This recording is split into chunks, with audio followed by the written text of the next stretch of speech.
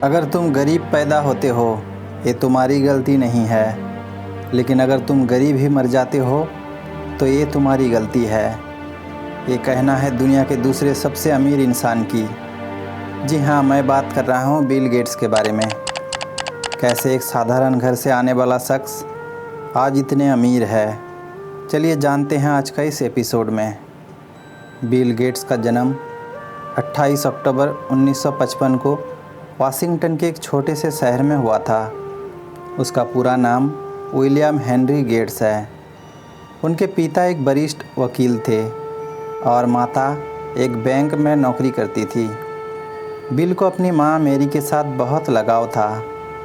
उनकी माँ अपने बचे हुए समय को सामाजिक भेदभाव को दूर करने और दान पुण्य जैसे काम में समर्पित कर देती थी।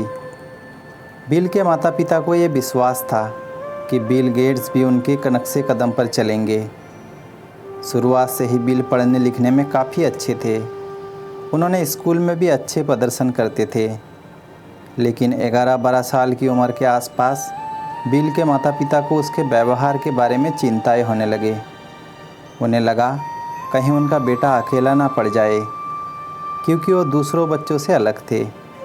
घंटे वो इंसाइक्लोपीडिया पे बिताते थे, जहाँ दूसरे बच्चे बाहर खेल कूद करते। इसी वजह से उनके माता पिता ने 13 साल की उम्र में बिल गेट्स का दाखिला सियाटेल लेकसाइड स्कूल में कर दिया, ताकि बिल पढ़ाई के साथ साथ अन्य चीज़ों में भी इंटरेस्ट ले। बिल वहाँ पर नाटक और अंग्रेजी में ही बहुत अच्छा करने लगे। वहीं पर उन्हें कंप्यूटर के बारे में पहली बार पता चला। धीरे धीरे उनकी कंप्यूटर में रुचि बढ़ने लगी। वो ज़्यादातर समय कंप्यूटर पर ही बिताने लगे। वो ये सोचते रहते थे कि आखिर ये कंप्यूटर काम कैसे करता है। एक दिन कंप्यूटर क्लास में उनकी मुलाकात पॉल एलन से हुई। पॉल एलन बिल से 2 साल के बड़े थे। इसके बावजूद दोनों की रुचि कंप्यूटर में होने के कारण वो एक दूसरे के अच्छे दोस्त बन गए। वो ज़्यादातर समय लैब में ही बिताने लगे। कभी कभी वो दोनों कंप्यूटर सीखने के दौरान सॉफ्टवेयर से छेड़छाड़ कर दिया करते थे, जिसके कारण उन पर वहां जाने पर रोक लगा दी गई। साल 1970 में बिल गेट्स अपने दोस्त पॉल एलन के साथ मिलकर ट्रैफो डाटा नाम से एक प्रोग्रामिंग बनाई। इसका उद्देश्य था सड़क पे गुजरने वाले ट्रैफिक के डाटा जुगाड़ करके इंजीनियर के लिए रिपोर्ट बनाना, और उन्हें इस प्रयास के लिए $20,000 भी मिले। उसके बाद गेट्स और एलन अपनी खुद की कंपनी शुरू करना चाहते थे, लेकिन गेट्स के माता पिता चाहते थे कि वो स्कूल ख़त्म कर कॉलेज जाए। वो चाहते थे कि गेट्स एक अच्छा वकील बने। इसलिए बिल गेट्स अपनी स्कूली पढ़ाई पूरी करने के बाद आगे की पढ़ाई के लिए हार्वर्ड यूनिवर्सिटी में लॉ की पढ़ाई के लिए दाखिला लिया, लेकिन उन्हें लॉ इतना रुचिकर नहीं लगा। अभी भी उनका इंटरेस्ट कंप्यूटर की तरफ ही था। वो कंप्यूटर के ऊपर ज़्यादा समय बिताने लगे और उनके दोस्त एलन उनसे अलग यूनिवर्सिटी में पढ़ने के लिए चले गए। इसके 2 साल बाद दोनों ने बिना ग्रेजुएशन कंप्लीट करे पढ़ाई छोड़ दी। इसी दौरान उनके दोस्त पॉल एलन ने बिल को एक फेमस मैगजीन इलेक्ट्रॉनिक के एक आर्टिकल दिखाया, जो एक ऑल्टियर 8800 मिनी कंप्यूटर किट के ऊपर आधारित थे। बिल गेट्स और उनके दोस्त ने एक कंपनी से कांटेक्ट किया कि वो एक प्रोग्रामिंग पर काम कर रहे हैं जो ऑल्टियर को चलाएगा, जबकि उनके पास ऐसा कोई सॉफ्टवेयर था भी नहीं। वो बस ये जानना चाहते थे कि कंपनी को इसकी ज़रूरत है या नहीं।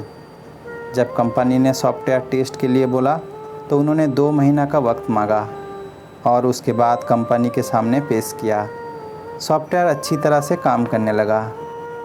बिल गेट्स और पॉल एलन ने एक कदम और आगे बढ़ाते हुए 4 अप्रैल 1975 को माइक्रोसॉफ्ट की स्थापना की। गेट्स कंपनी को आगे बढ़ाने के लिए कड़ी मेहनत करने लगे। कभी कभी वो खुद ही कोडिंग के एरर को फिक्स करते थे। दिन प्रतिदिन माइक्रोसॉफ्ट की लोकप्रियता बढ़ने लगी। सन 1983 तक माइक्रोसॉफ्ट का ग्लोबल मार्केट पर 30% तक का अधिकार हो गया था। 20 नवंबर 1983 को बिल गेट्स ने ऐतिहासिक कदम उठाते हुए विंडोज़ को लॉन्च किया, जो MS-DOS से बेहतर काम करने लगे। इसके बाद उन्होंने एक कंबाइंड सॉफ्टवेयर जैसे कि MS वर्ड, MS ऑफिस और MS एक्सेल लॉन्च किया।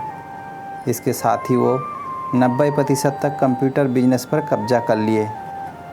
आज माइक्रोसॉफ्ट एक प्रसिद्ध बहुराष्ट्रीय संस्था है और दुनिया की सबसे बड़ी सॉफ्टवेयर कंपनी में शुमार है। 100 से अधिक देशों में इसकी शाखा फैली हुई है, जिसमें 70,000 से अधिक लोग काम करते हैं। तो आज का सफ़र यहीं तक। धन्यवाद।